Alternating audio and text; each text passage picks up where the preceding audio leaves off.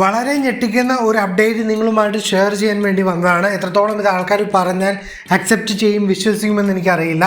ഈ പ്രാവശ്യം നമ്മൾ പറഞ്ഞിരുന്നു ഏറ്റവും കുറവ് വോട്ട് കാര്യങ്ങളുള്ളത് സുരേഷിനാണെന്ന് നമ്മൾ പറഞ്ഞിരുന്നു. അത് ഒഫീഷ്യലായിട്ടുള്ള ഇൻഫർമേഷനാണ്. അത് അൺഒഫീഷ്യൽ പോളിൻ്റെ റിസൾട്ട് വെച്ചല്ല ഞാൻ പറയുന്നത്. ഒഫീഷ്യലായിട്ട് നമുക്ക് ഇടുന്ന വോട്ട് അനുസരിച്ച് രതീഷിന് വോട്ടുണ്ടെന്ന് തന്നെയായിരുന്നു നമുക്ക് അറിയാൻ സാധിച്ചിരുന്നത്.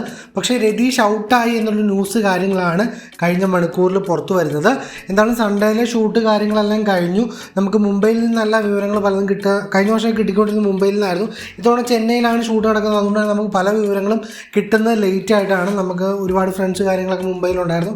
അതുകൊണ്ട് തന്നെ നമുക്ക് ഒരുപാട് വിവരങ്ങൾ പെട്ടെന്ന് കിട്ടുമായിരുന്നു. ഇത്തവണ അത്രയും പെട്ടെന്ന് വിവരങ്ങൾ കിട്ടുന്നില്ല. എങ്കിലും ഇപ്പോൾ ഷൂട്ട് കാര്യങ്ങളൊക്കെ കഴിഞ്ഞിരിക്കുന്ന ഒരു സമയത്ത് ഇങ്ങനെ ന്യൂസ് വരുന്നതുകൊണ്ട് തന്നെ 100% ഒന്നും ഞാൻ പറയുന്നില്ല. ഒരുപാട് യൂട്യൂബ് ചാനലുകൾ ഇപ്പോൾ റിപ്പോർട്ട് ചെയ്യുന്നതായിട്ട് കാണുന്നു. ഒരുപാട് ഇൻസ്റ്റാഗ്രാം പേജുകളും ഈ ഒരു വിവരം റിപ്പോർട്ട് ചെയ്യുന്നു.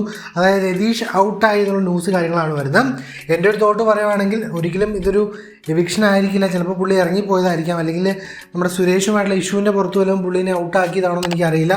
എന്താണെങ്കിലും പുള്ളി ഔട്ടായെങ്കിൽ എനിക്ക് തോന്നുന്നില്ല അതൊരു ഫെയർ ആയിട്ടുള്ളൊരു എവിക്ഷനോ അല്ലെങ്കിൽ ഇതായിരുന്നു എന്ന്. എന്താണെങ്കിലും പുള്ളി അത്യാവശ്യം അലമ്പാണോ എന്തോന്നും എനിക്കറിയില്ലെങ്കിലും കണ്ടൻറ്റ് കാര്യങ്ങൾ പുള്ളി കൊടുക്കുന്നുണ്ടായിരുന്നു. കഴിഞ്ഞൊരു വീക്കിൽ ഏറ്റവും കൂടുതൽ സ്ക്രീൻ സ്പേസ് എടുത്തതും പുള്ളിയായിരുന്നു. അത്യാവശ്യം നല്ല കണ്ടൻറ്റ് കാര്യങ്ങൾ പുള്ളി കൊടുക്കുന്നുണ്ടായിരുന്നു. അതുകൊണ്ട് തന്നെ ഒരിക്കലും പുള്ളിനെ ഫസ്റ്റ് വീക്ക് ഔട്ടാക്കി വിടുമെന്ന് ഞാൻ വിശ്വസിക്കുന്നില്ല. എന്താണെങ്കിലും നാളെ നമുക്ക് കണ്ടാൽ മാത്രമാണ് കാര്യങ്ങൾ അറിയുള്ളൂ. എന്താണെങ്കിലും ഇങ്ങനെ അപ്ഡേറ്റ് കിട്ടിയതുകൊണ്ട് നിങ്ങളെ അറിയിച്ചു എന്ന് മാത്രമേ ഉള്ളൂ. തീർച്ചയായിട്ടും അടുത്ത വീഡിയോയിൽ പുതിയൊരു അപ്ഡേറ്റുമായിട്ട് കാണാമെന്ന പ്രതീക്ഷയോടെ ബൈ ഗൈസ്.